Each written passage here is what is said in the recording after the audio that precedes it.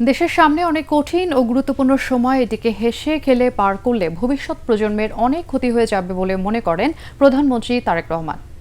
শহীদ রাষ্ট্রপতি জিয়াউর রহমানের ৪৫তম শাহাদাত বার্ষিকী উপলক্ষে রাজধানীতে বিএনপির আলোচনা সভায় তিনি এই কথা বলেন। নেতাকর্মীদের উদ্দেশ্যে প্রধানমন্ত্রী বলেন, জনগণের দৃষ্টিতে সফল সরকার হতে হলে মাঠে ময়দানে নেমে মানুষের কল্যাণে কাজ করতে হবে। জনগণের কাছে দেয়া নির্বাচনী প্রতিশ্রুতি বাস্তবায়নে সরকার বদ্ধপরিকর বলেও জানান তিনি। আরও জানাচ্ছেন মইনুল আহসান। বিএনপি কর্তৃক আয়োজিত দলের প্রতিষ্ঠাতা শহীদ রাষ্ট্রপতি জিয়াউর রহমানের ৪৫তম শাহাদাত বার্ষিকী উপলক্ষে ৮ দিনব্যাপী কর্মসূচির সমাপনী দিনে কৃষিবিদ ইনস্টিটিউট মিলনায়তনে আলোচনা সভার আয়োজন করে বিএনপি। এতে যোগ দেন বিএনপি চেয়ারম্যান ও প্রধানমন্ত্রী তারেক রহমান। সিনিয়র নেতাদের পাশাপাশি আলোচনায় অংশ নেন বেশ কয়েকজন শিক্ষাবিদ সহ বুদ্ধিজীবী।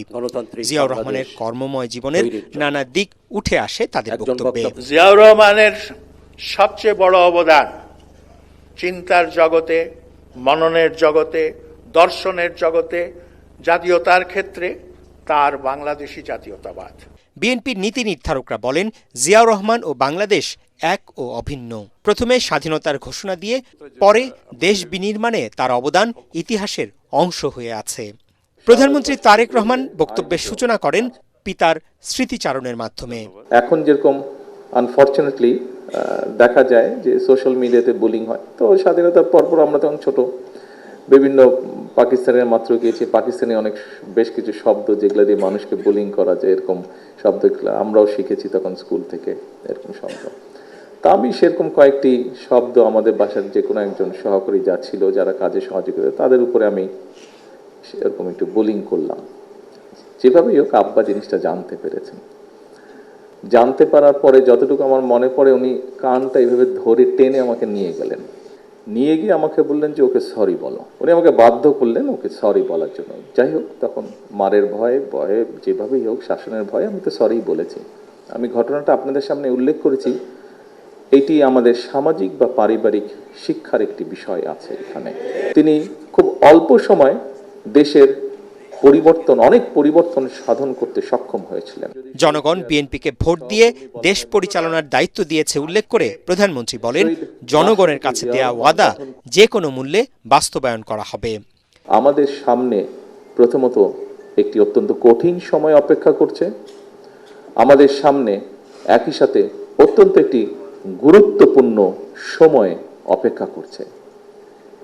এই সময়টিতে, এই গুরুত্বপূর্ণ এবং কঠিন সময়ে আমাদের হেসে খেলে চলে গেলে খুব বড় ক্ষতি হয়ে যাবে। ক্ষতি কার হবে? ক্ষতিটি হবে দেশের, ক্ষতিটি হবে আপনার ভবিষ্যৎ প্রজন্মের। নেতাকর্মীদের দলীয় শৃঙ্খলা বজায় রেখে জনকল্যাণে কাজ করার মাধ্যমে সরকারকে সহায়তা করার আহ্বান জানান তারেক রহমান। 12 তারিখে নির্বাচনের আগে যেভাবে অক্লান্ত পরিশ্রমের মাধ্যমে এই দলকে আপনারা জিতিয়ে আনতে সক্ষম হয়েছেন, ঠিক জিতিয়ে আনার পরেই কিন্তু কাজ শেষ হয়ে যায়নি, বরং আমাদের সেই অক্লান্ত পরিশ্রমকে এখন আবারও কন্টিনিউ করতে হবে। একটি নির্বাচনের মাধ্যমে যেমন আমরা জয়ী হয়ে এসেছি, ঠিক একইভাবে আমাদের কাজগুলো, আমাদের লক্ষ্যগুলো সফল করার মাধ্যমে একটি সফল সরকার আমাদেরকে হতে হবে। একটি সফল সরকার হতে পারলেই আমরা, তাও কি জনগণের দৃষ্টিতে আমাদেরকে সফল সরকার হতে হবে। রাজধানীর নানা প্রান্ত থেকে নেতাকর্মীরা আলোচনা সভায় যোগ দেন। মইনুল আহসান, এটিএন বাংলা, ঢাকা।